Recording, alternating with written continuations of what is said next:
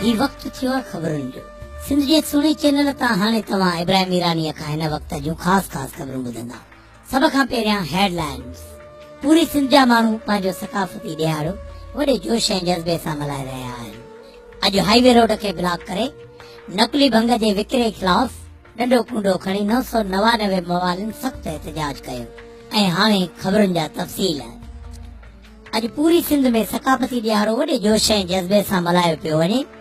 सिंध जे हर एक शहर ॻोठ बस्ती वाहण में माण्हुनि जुलूस जे शिकिल में निकिरी अजरक टोपियूं ऐं नवां कपड़ा पाए हिन ॾींहं खे ईद जे ॾींहं वांगुरु मल्हायो। अक्सर शहरनि में नौजवाननि गीतनि ते रक़्स कई ऐं झिगरियूं हयूं। ॿारनि गुलनि जी संदन मथां वर्खा कई। दोल शहनाइनि ते आम शहरी बि संदन गॾिजी झिमरियूं हयूं। माण्हू नथ में हथ ॾेई हिक ज़ंजीर जी शिकिल ठाही ऐं उन्हनि जा जज़्बात ॾिसण जहिड़ा हुया। माण्हुनि सिंध सां मोहबत ऐं अक़ीदत जो इज़हार कुझु अहिड़े नमूने सां कयो जो उन जो मिसाल नथो मिले।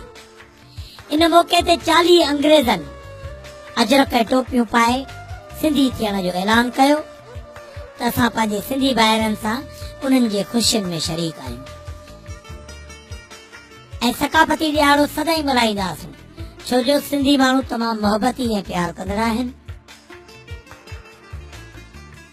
इन करे असां बि हुननि सां प्यार जो इज़हार था करियूं ऐं असां हिननि सां सदाईं दुख सुख में शरीक आहियूं। अॼु हाईवे ते 999 भंग जे मवालिन डंडो कुंडो खणी नकली भंग विकिरो कंदड़नि खिलाफ़ सख़्त एहतजाज कयो। सख़्त गर्मीअ सबबि 444 मवाली बेहोश। हिननि जे सरबराह तिगड़ू फ़कीर असांजे नुमाइंदे तिरमिज़ी हलचल खे ॿुधायो त भंग विकिरो कंदड़ अॼुकल्ह भंग में पुराणी ॿुहारियुनि जा तीला, माचिस ऐं तीलनि जो गंदरफ ऐं पिपल जा पन मिक्स करे रहिया आहिनि। जंहिं करे असांजा 40 मवाली अस्पताल, 52 मवाली पंहिंजे पंहिंजे घरनि में ज़ेरे इलाज आहिनि। कल्ह राति असांजे हिकिड़े मस्ताने मवालीअ भंग घोटी। जीअं ई पीती त उन जे खॿे कन मां ठका निकिरी वियो ऐं फर्श ते किरी पियो। सो असां सां हीअ साज़िश कंदड़नि खिलाफ़ कार्रवाई कई वञे, न त ॿी सूरत में एहतजाज जो दाइरो वसी कयो वेंदो।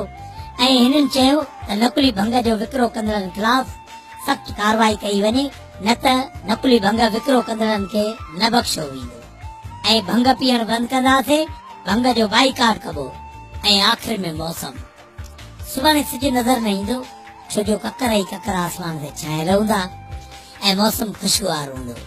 हर पासे खुशबू ई खुशबू हूंदी। सुभाणे ख़ुश मिज़ाज माण्हू मौसम जो मज़ो मुफ़्त वठनि। हिन वक्त जूं ख़बरूं ख़तम थियूं। हाणे इब्राहिम ईरानीअ खे इजाज़त ॾींदा। अल्लाह हाफ़िज़। वाह ॾाढा वाह, अॼु त वॾियूं मज़ेदार ख़बरूं ॿुधाए छॾियो। हा बाबा भलू, जीअं हाणे समुंड जे ॿेटनि ते बि आबादियूं क़ाइम थी वयूं आहिनि। माण्हू अहिड़ियूं आबादियुनि खे ॾिसण लाइ वञनि था ऐं जेके ॾाढियूं ख़ूबसूरत बि आहिनि। दादा चवंदा आहिनि त इल्म वॾी दौलत आहे।